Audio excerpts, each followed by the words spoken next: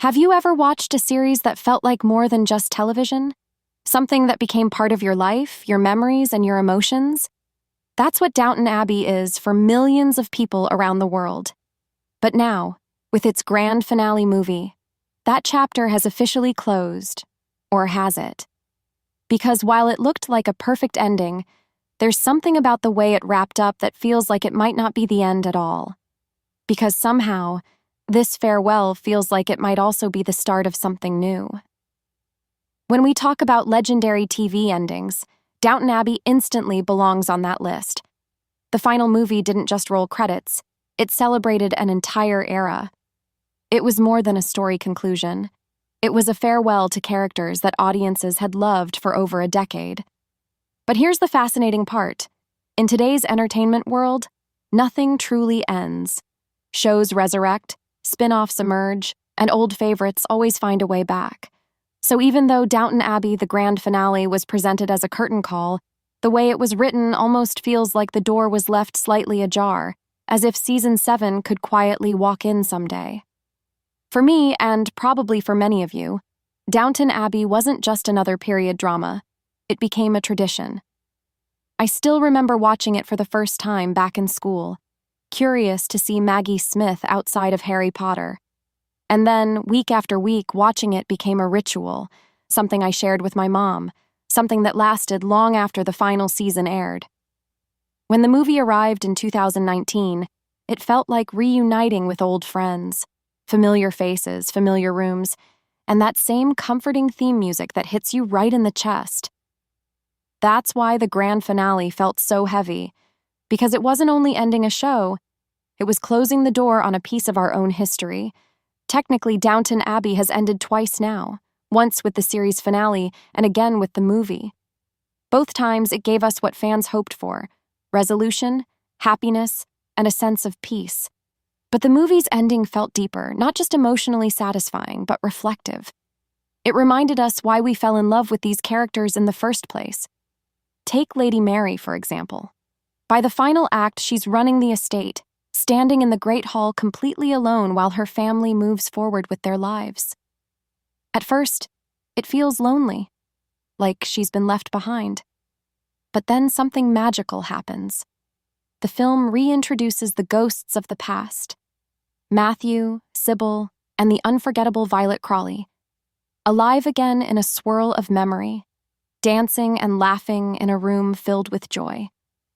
That scene doesn't just tug on your heart, it honors it. It's as if the story is whispering, "They're gone, but they'll always live here, in memory and in us." And when Matthew appeared, I'll admit, that's where I lost it. All the years, all the emotions, all the goodbyes came rushing back. That's when you realize this wasn't just their farewell. It was ours too. But here's where things get interesting. Even as the finale celebrates closure, it quietly lays the groundwork for a possible future. Mary's story doesn't feel finished. It feels like a new beginning. She's now divorced, a scandalous status in her time. Her reputation is under attack, and she's even shunned from social events because of it. Then, as if that weren't enough, her Uncle Harold drops shocking news. A massive portion of the family's fortune is gone. Once again, Downton faces financial uncertainty, a conflict that's practically begging for another season. Mary, trying to prove herself as a divorced woman in a judgmental society while protecting her home and family, that's an entire story on its own. And then there's Gus, Harold's so-called friend, who turns out to be a con artist. Mary falls for him briefly, unaware of his deceit, until Edith steps in to expose him and protect her sister's dignity. It's one of those rare moments where the Crawley sisters, who once clashed endlessly, finally stand side by side. It's beautiful, but it also feels like the beginning of a new dynamic, one that could easily unfold in future stories. Meanwhile, downstairs at Downton, we see real growth too. Daisy, once a shy kitchen maid, has become the head cook, confident, respected, and fulfilled. And Isabel, ever outspoken and strong-willed, defends her role on the town fair board, symbolizing a shift between generations. These aren't just wrap-up moments. They're transitions, clues that Downton and its people are still evolving. And whenever a story leans so heavily into change, it rarely means the end. It usually means something new is coming. When Robert finally steps aside and lets Mary take the reins, it feels monumental.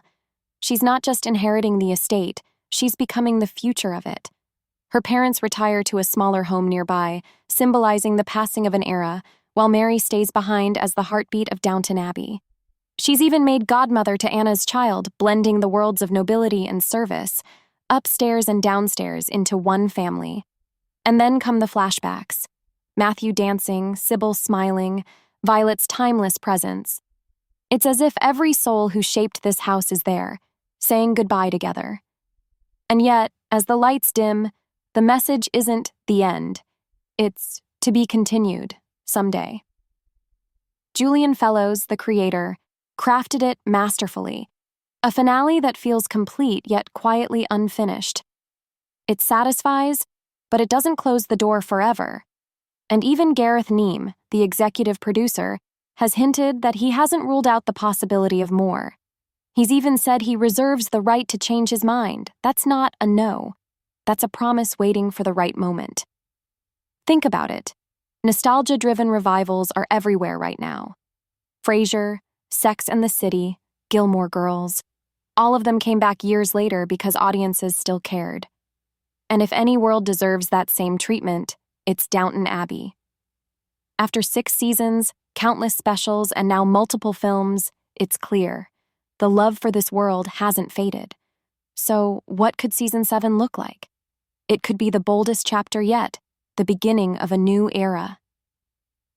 Mary, navigating life as a single mother in a rapidly changing world, could explore what it means to be independent, powerful, and still vulnerable. Her relationship with Edith could deepen. The next generation of servants might take center stage.